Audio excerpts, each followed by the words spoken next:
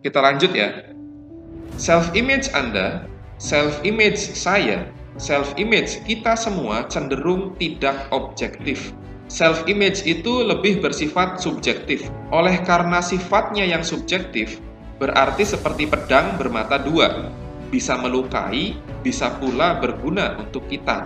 Disinilah peluangnya. Peluang emas untuk mengubah hidup kita. Kenapa saya katakan peluang emas? Karena self-image ini dapat kita manfaatkan sebagai kendaraan kita untuk mencapai atau mewujudkan self-ideal kita. Ini artinya self-image dapat diubah, dapat dikendalikan jika kita tahu apa masalah kita dan memiliki pemahaman yang benar bagaimana cara mengatasi masalah tersebut.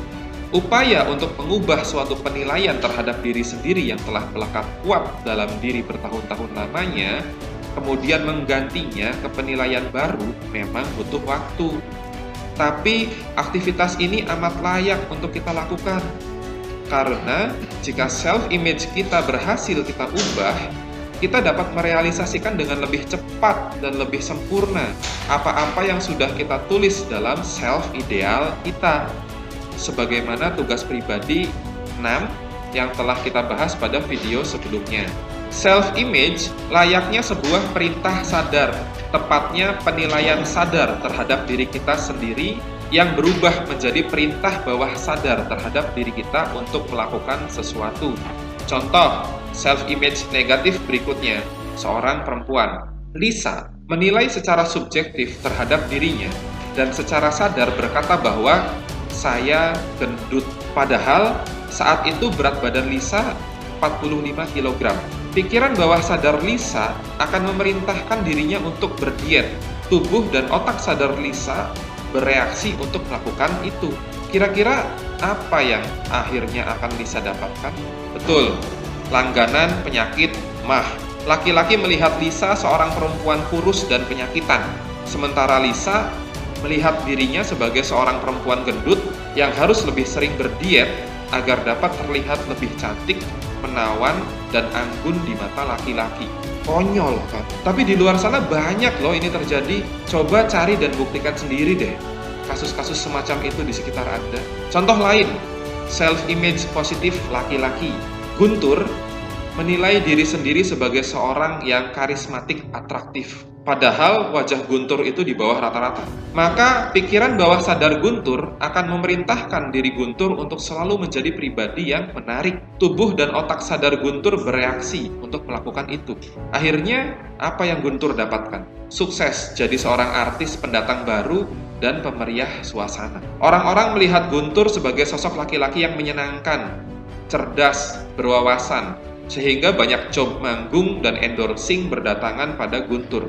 Orang-orang melihat Guntur seorang entertainer profesional yang sedang naik daun. Dalam kehidupan romantika, Guntur beruntung bisa menikahi istri yang sangat cantik, yang merupakan fansnya sendiri. Inilah Guntur, laki-laki yang melihat dirinya sendiri sebagai seorang karismatik, atraktif. Bagaimana jika kita bicara uangnya Guntur? Ya pasti banyak. Dia dan istrinya hidup makmur. Pengembangan self-image yang positif pada diri Anda menjadi bagian yang sangat penting dalam mengubah cara berpikir Anda secara keseluruhan. Dan tentunya akan mengubah pula hidup Anda bagai bumi dan langit. Bagaimana jika kita ingin menilai self-image seseorang? Cukup kita amati saja cara berpikirnya dan kualitas obrolannya. Jika mayoritas negatif atau suudzon dengan orang lain, dengan lingkungannya, dengan dunia ini, bahkan dengan Allah, maka self-image dia terhadap dirinya sendiri adalah negatif. Sebaliknya, jika mayoritas positif atau husnudon, maka self-image dia terhadap dirinya sendiri adalah positif. Mudah bukan? Anda tidak akan pernah dapat lari dari self-image diri Anda sendiri. Ini ibaratnya Anda mau lari dari bayangan matahari Anda. Itu mustahil, tidak mungkin berhasil. Dalam konteks sehari-hari, apapun yang Anda peroleh dalam kehidupan ini adalah sebuah ekspresi dari seluruh kemampuan Anda yang telah mencapai tingkatan unconscious competence. Jadi, mari bersama kita pahami betul materi self-concept, self-ideal, self-image ini karena merekalah yang akan selalu mengawali suatu perwujudan dari realita fisik hidup kita. Tugas pribadi 7, pertama, buatlah tabel dengan 2 kolom. Pada kolom sebelah kiri, tulislah self-image yang Anda lihat pada diri Anda saat ini apa adanya. Self-image positif ataupun negatif tidak masalah. Yang penting Anda menulisnya dengan jujur. Kedua, pada kolom sebelah kanan, tulislah self-image baru yang 100% positif yang Anda harus setengah memaksa diri Anda untuk mau menerimanya, mau mencobanya. Self-image baru ini harus sejalan, harus cocok, harus selaras dengan self-ideal diri Anda yang sudah Anda tuliskan pada tugas pribadi 6. Ketiga, coret semua self-image pada kolom sebelah kiri, lupakan, abaikan, serta blokir pemikiran-pemikiran itu apabila suatu saat muncul lagi di pikiran Anda. Selamat bermetamorfosis.